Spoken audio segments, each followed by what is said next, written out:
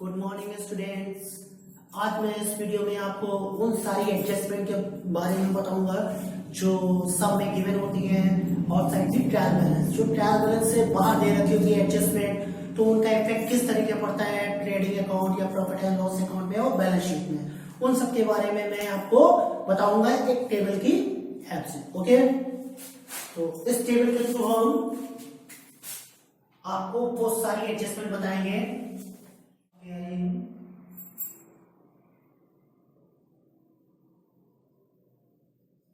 Outside the trial balance.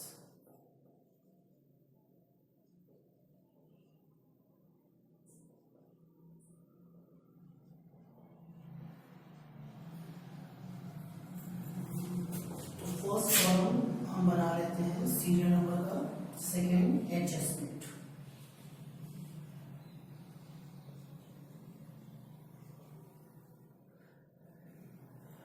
Third column adjustment इन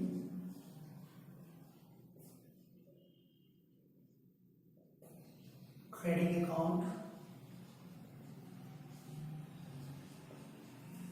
और fourth column adjustment in profit and loss account.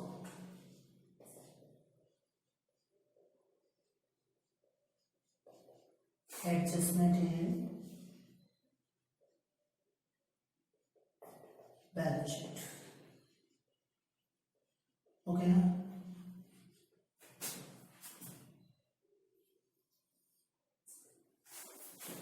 तो first item है हमारा, first adjustment है closing stock.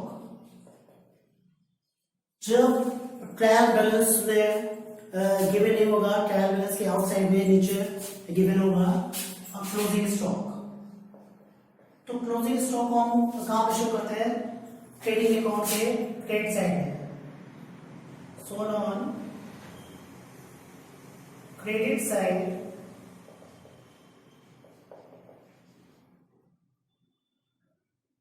of credit account. Okay, तो इसको हम कहां पे शो करेंगे? shown on the credit side. Okay, अब प्रॉफिट एंड लॉस अकाउंट में तो ये आती नहीं है क्लोजिंग स्टॉक, और इसको हम कहां पे शो करते हैं? Shown on asset side. Okay, closing stock हमारा क्या होता है? जो अनसोल्ड गुड्स होता है, जो बिकने के बाद भी बच जाता है, जितना गुड्स सोल्ड हो जाता है उसके बाद भी जो गुड्स बच जाता है उसको हम क्लोजिंग स्टॉक बोलते हैं। ओके, फिर सेकेंड नंबर एडजस्टमेंट है outstanding expenses.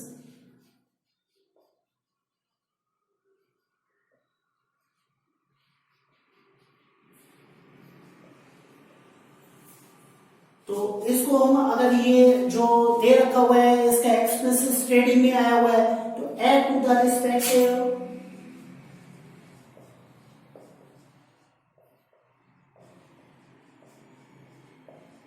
Expenses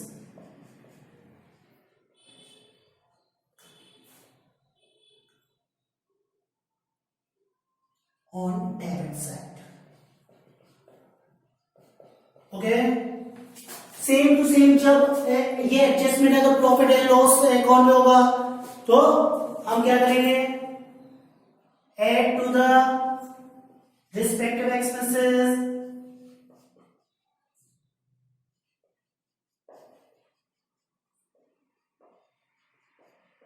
on debit side. जैसे कि अगर वेजेस की आउटस्टैंडिंग दे रखी हुई है तो वेजेस हमारी आती है ट्रेडिंग में, तो हम ट्रेडिंग अकाउंट में उसको क्या करेंगे? ऐड कर देंगे। ओके, वेजेस में ऐड कर देंगे।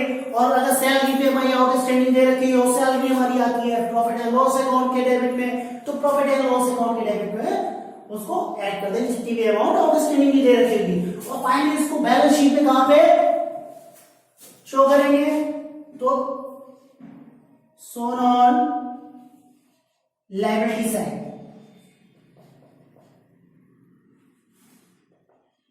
ओके, इसको लायबिलिटी साइड में जितनी भी अमाउंट और स्टैंडिंग दे रखी होगी उसको शो कर देंगे। तो ये हमारी सेकेंड नंबर एडजस्टमेंट थी और ये फर्स्ट नंबर एडजस्टमेंट थी। अब थर्ड नंबर एडजस्टमेंट में हम आते हैं। थर्ड नंबर एडजस्टमेंट है प्रीपेड एक्सपेंसेस। तो हम पहले आउटस्टैंडिंग एक्सपेंसेस के बारे में बात करें। आउटस्टैंडिंग एक्सपेंसेस क्या होते हैं? जो फाइनेंशियल ईयर में ही होते हैं, उस अकाउंटिंग पीरियड में होते हैं, लेकिन जो ड्यू अमाउंट होती है, अनपेड होते हैं, उन एक्सपेंसेस को जिनको अभी पे नहीं किया गया, उन एक्सपेंसेस को आउटस्टैंडिंग एक्सपेंसेस होते हैं। प्रीपेड एक्सपेंसेस क्या होते हैं? जो एक्सपेंसेस हमें हमारे होने और उनको हम एडवांस में पे कर देते हैं, जो जिनकी मतलब श्योरिटी होती है कि वो एक्सपेंसेस हमें करने ही करने हैं और उनको हम एडवांस पे कर देते हैं, तो उनको हम प्रीपेड एक्सपेंसेस बोलते हैं। प्रीपेड एक्सपेंसेस को हम कैसे ट्रीट करते हैं? ये डिडक्ट होते हैं, deduct from concern expenses.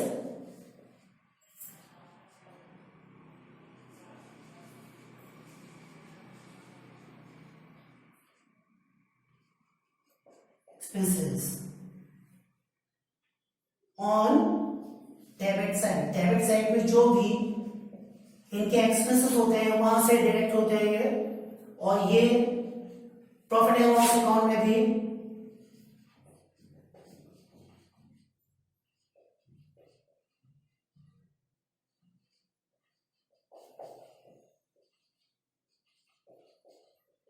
Debit side. Okay, ये डिडक्ट होंगे, कहां पे डिडक्ट होंगे? Deduct from the concern expenses on the debit side. Deduct from the concern expenses on debit side in trial balance and profit and loss account. जो भी जैसे कि दे रखा हुआ है, क्या दे रखा हुआ है? डायरेक्ट एक्सपेंसेस है, या डायरेक्ट एक्सपेंसेस के अगर आप ले लो कैरेज है, प्रीपेड है, तो उस प्रीपेड में हम उस कंडीशन में क्या करते हैं? कैरेज आती है हमारी क्रेडिट अकाउंट के डेबिट में, और क्रेडिट अकाउंट के डेबिट में हम उसको क्या करते हैं? वो अमाउंट लेके डिडक्ट कर देते हैं, लेस कर देते हैं। अगर यही प्रीपेड एक्सपेंसेस हमारा इंश्योरेंस में, तो इंश्योरेंस में हम फिर उसको प्रॉफिट एंड लॉस अकाउंट के डेबिट में शो करते हैं और उस डेबिट अमाउंट से डिडक्ट कर देते हैं। फाइनली इसको बैलेंस शीट में कहां पे शो करते हैं? तो shown on asset side. Asset side में इसको शो करेंगे। ओके, तो प्रीपेड एडजस्टमेंट भी आपको क्लियर हो गया होगा। फोर्थ नंबर हमारी एडजस्टमेंट है, fourth number adjustment accrued income.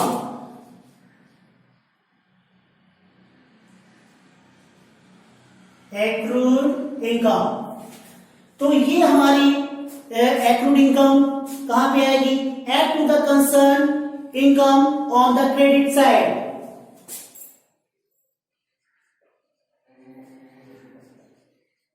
Add to the concern income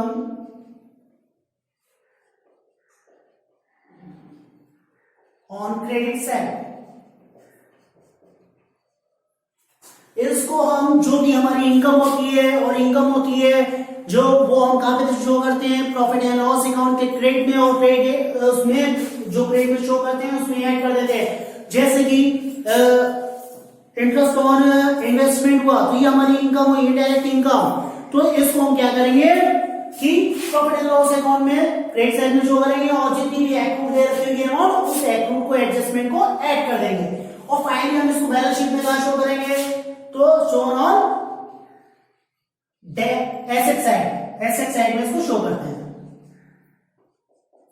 okay, accrued income क्या होती है? एक्रूड इनकम अन इनकम होती है, जो अन हो जाती है पर रिसीव नहीं होती है।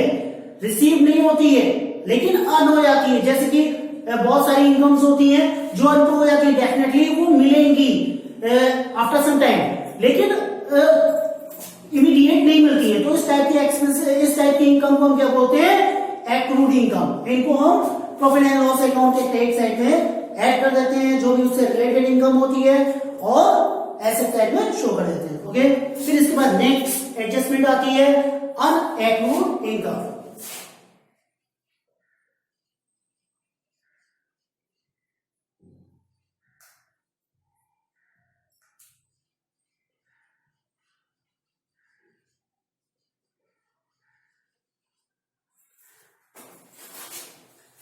तो इसको हम क्या करते हैं, इसको deduct from the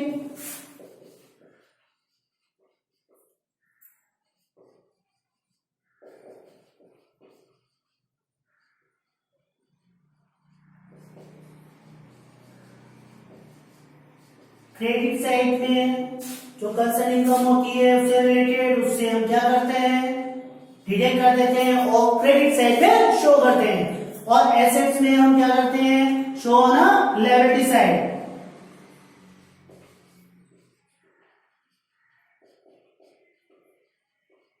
okay, clear हो रहा है।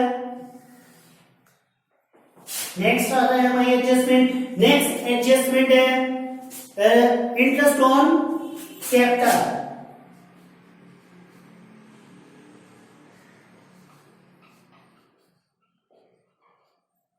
तो ये मैंने आपको बताया हुआ था कि बिजनेस एक्सपेंडिचर होता है, it is a business expenditure. तो इसको कैसे रिकॉर्ड करते हैं, इसको हम शो करेंगे। Debit side profit and loss account के प्रॉफिट एंड लॉस अकाउंट का एक कॉलम है, ये प्रॉफिट एंड लॉस अकाउंट का कॉलम है, और ये ट्रेडिंग अकाउंट का कॉलम है, और ये बैलेंस शीट का कॉलम है। तो हम इसको कहां शो करेंगे, show on the debit side. Okay, और बैलेंस शीट में हम क्या करते हैं, add to the capital on the liability side, क्योंकि कैपिटल हमारी लायबिलिटी में आती है। Add to the capital on liability side.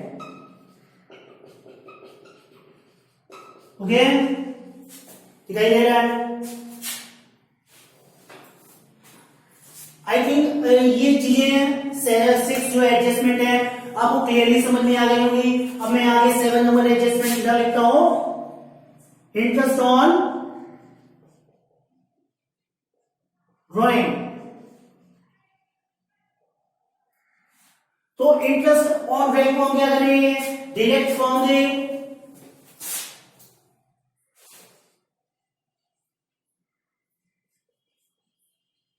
ये हमारी ट्रेडिंग साइड है, ये प्रॉफिट एंड लॉस साइड है, और ये बैलेंस शीट की है। ओके, सेम फॉर्मेट में।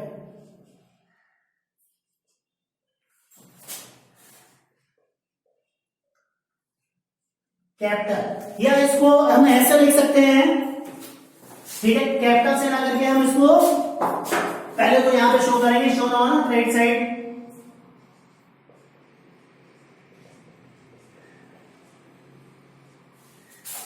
और बैलेंस शीट में add to the concern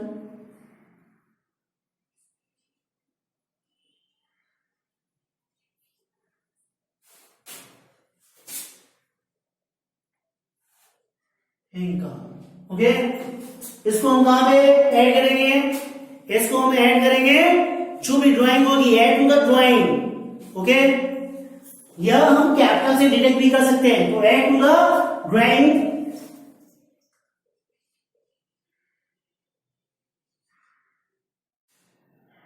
and then deduct from the capital। हम इसको क्या करेंगे, ड्राइंग में करेंगे, उसके बाद ही कैपिटल से डिडक्ट करेंगे। तो 7 नंबर पॉइंट क्लियर होता है। अब 8 नंबर पॉइंट है डेप्रेशन। डेप्रेशन क्या होता है, जो वो हमारी फिक्स एसेट्स होती है, कांस्टेंट यूज होती रहती है, तो उस फिक्स एसेट्स की वैल्यू में जो भी डिक्रीमेंट होता है तो उसको हम डेप्रेशन बोलते हैं। इस डेप्रिसिएशन को हम कहां पे शो करते हैं, शो ऑन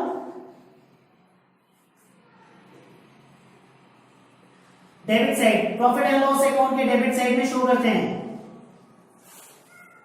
और यहां पे deduct from concern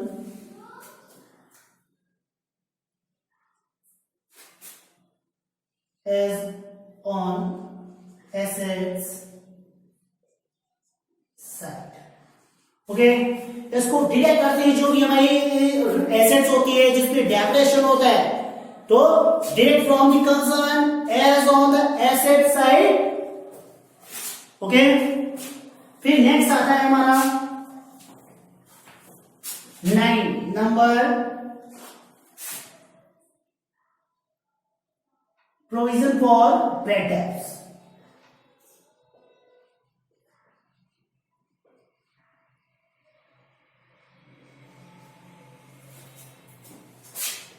shown on debit side of PL account. Debit side के पीएल जो है पीएल अकाउंट होगा उसके डेबिट साइड में शो करेंगे, और इसको कहां पे शो करेंगे, और इसको हम डिडक्ट करेंगे डेप्टर से, डिडक्ट फ्रॉम डेप्टर। बट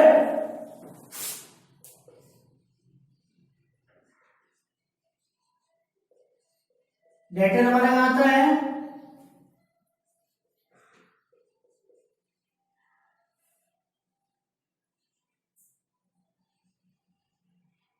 लेकिन इसको डिडक्शन की तरीके ही शो करेंगे, इसको माइनस करते हुए ही शो करेंगे। जो भी डेप्टर है अमाउंट दे रखी होगी तो उसमें कैसे माइनस करना है उसको माइनस करके शो करके दिखाएंगे, केवल इसका यही रोल है प्रोविजन फॉर बैड डेब्ट्स का। ओके,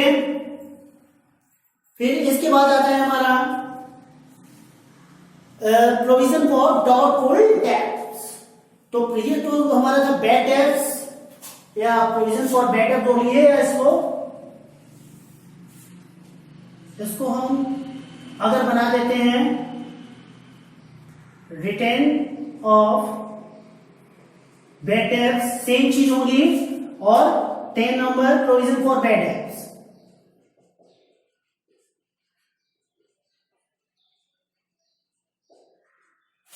तो इसको भी हम शो करेंगे डेबिट साइड में और डिडक्ट करेंगे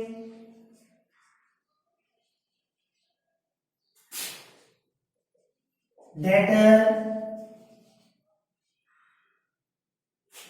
but shown as deduction। Same to same है, इसमें प्रोविजन किया जाता है और इसमें बैड डेब्ट्स की अमाउंट राइट ऑफ की जाती है। तो प्रोविजन फॉर बैड डेब्ट्स, तो प्रोविजन फॉर बैड डेब्ट्स को भी हम सेम टू सेम ऐसे ही करेंगे। फिर इसके बाद आता है provision for discount on debtor. तो हम इसको क्या करते हैं, provision for discount on debtors. तो डेटर्स पे जो प्रोविजन में जो डिस्काउंट होती है, डिस्काउंट का प्रोविजन करना होता है क्या है कि कभी कभी जो डेटर होते हैं तो उनको पेमेंट उसे रिलीज करने के लिए हम उनको क्या है एक्स्ट्रा डिस्काउंट दे देते हैं, तो उसी के बारे में यहाँ पे एडजस्टमेंट होती है। इसको हम कहां शो करते हैं, डेबिट साइड, पीएल अकाउंट के डेबिट साइड में शो करेंगे और डिडक्ट करेंगे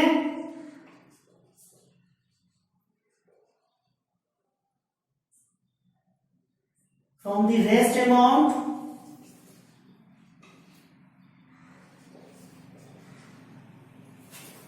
after deduction of return of right of bad debts and provision for bad debts।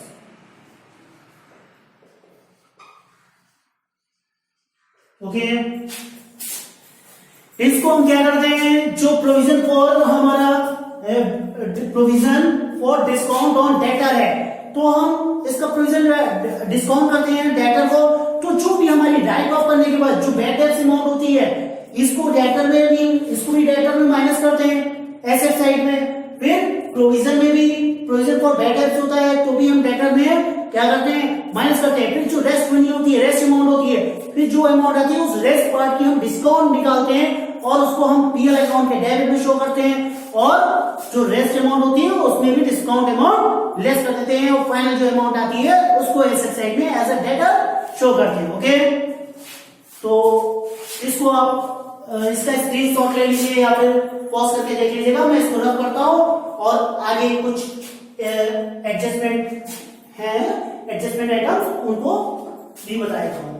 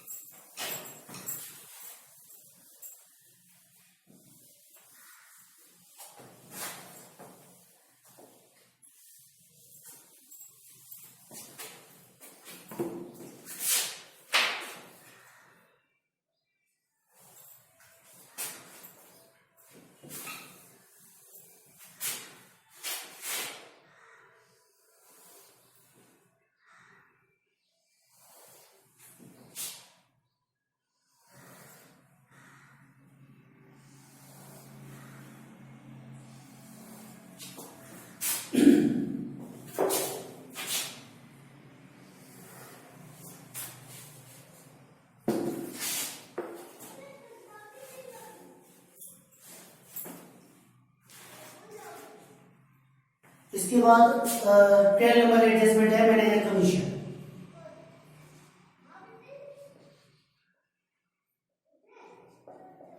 जब एडजस्टमेंट मैनेजर कमीशन दे रखा होगा तो इसको हम डेबिट साइड में शो करेंगे, प्रॉफिट एंड लॉस अकाउंट के डेबिट साइड में शो करेंगे और यहां पे कहां शो करेंगे, लायबिलिटी साइड में, so on liability side.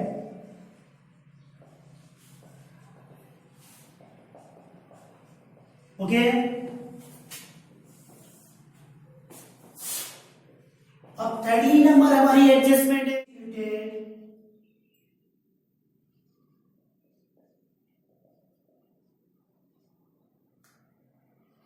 As free sampling. तो जब फ्री सैंपलिंग में गुड्स डिस्ट्रीब्यूट होगा तो हम क्या करेंगे, इसको value of such as value of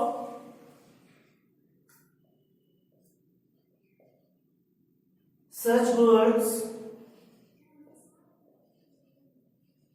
deducted from purchase, इसको परचेज से हम डिडक्ट कर देते हैं या क्या कर सकते हैं, शोन ऑन क्रेडिट साइड या ट्रेडिंग अकाउंट के क्रेडिट साइड में भी शो कर सकते हैं। या तो इसको हमें क्या करना है कि इस गुड्स को जो परचेज है वहां पे हम डिडक्ट कर देंगे, कहां से डिडक्ट कर देंगे, फ्रॉम परचेज, और या क्रेडिट साइड में शो कर देंगे। और प्रॉफिट एंड लॉस अकाउंट में so as advertisement expenses.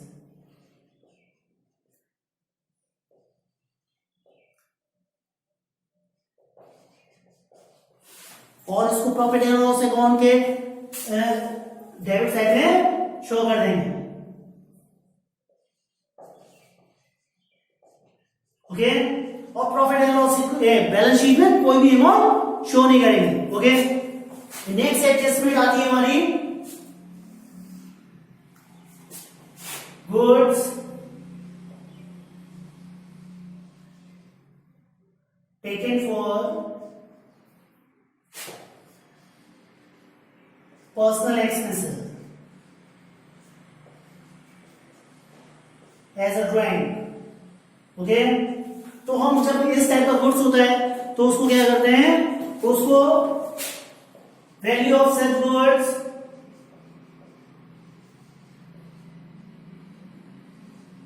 Deducted from purchase. Okay, हम क्या करते हैं, उस गुड्स की जो भी वैल्यू होती है, कौन से गुड्स की जो हमने उसको पर्सनली ले रखा हुआ है, तो हम उसको क्या करते हैं, परचेज से डिडक्ट कर देते हैं। और इस गुड्स को हम क्या करते हैं, value of such goods will be value of such goods will be deducted from capital से डिडक्ट हो जाती है। ओके, तो जब हम गुड्स पर्सनल यूज के लिए विड्रॉ करेंगे, पर्सनल यूज के लिए ले रखेंगे, तो हम उसको परचेज से लेस कर देते हैं और कैपिटल में क्या करेंगे, माइनस कर देंगे। ओके, आई थिंक ये चीज आपको समझ में आ रही होगी कि हमें किस तरीके करना है जब गुड्स विड्रॉल करेंगे। फिर एबनॉर्मल और एक्सीडेंटल लॉस के लिए हम एडजस्टमेंट कर सकते हैं। Abnormal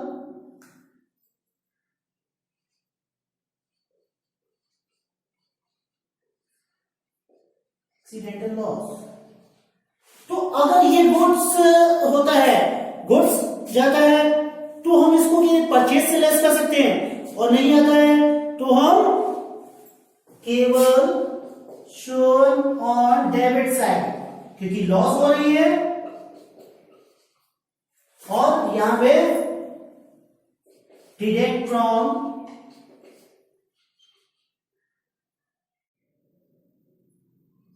concern assets. जो भी हमारे एबनॉर्मल या एक्सीडेंटल लॉस हुई है इस चीज की, एसेट्स की, तो उस कंडीशन में क्या होता है कि हम उस लॉस को, जितनी भी लॉस हो रही होती है उसको प्रॉफिट एंड लॉस अकाउंट के डेबिट साइड पे शो कर देते हैं और एसेट्स में उसी कंसर्न एसेट से डिडक्ट कर देते हैं। आई थिंक ये सारी एडजस्टमेंट आपको अच्छे से समझ में आई होंगी। इनका बहुत इंपॉर्टेंट रोल है फाइनल अकाउंट के सम में, जो आपके बोर्ड एग्जामिनेशन के लिए बहुत ही इंपॉर्टेंट चैप्टर है। तो स्टूडेंट्स, मैनेज कमीशन के बारे में बात करता हूं।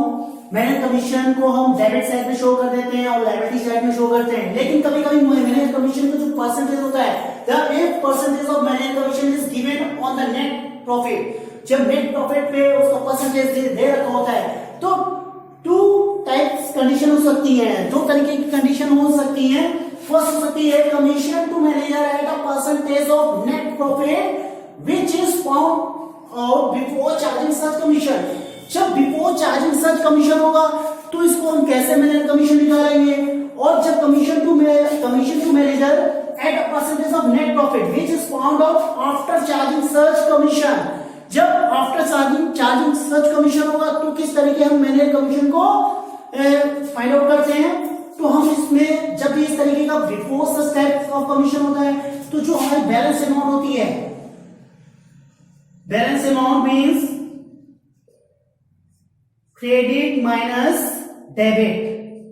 जो क्रेडिट साइड की अमाउंट होती है प्रॉफिट एंड लॉस अकाउंट में, जो डेबिट साइड की अमाउंट होती है, तो उसको माइनस कर देते हैं इनटू रेट अपॉन 100।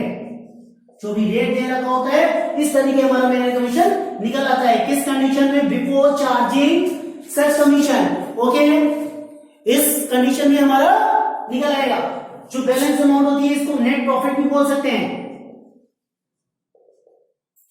फिर जब दे रखा होगा आफ्टर चार्जिंग सच कमीशन, तो मैनेज कमीशन हमारा कैसे निकलेगा?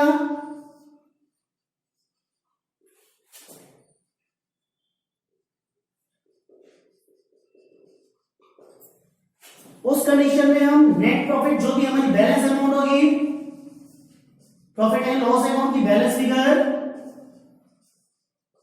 Into rate upon 100 plus rate.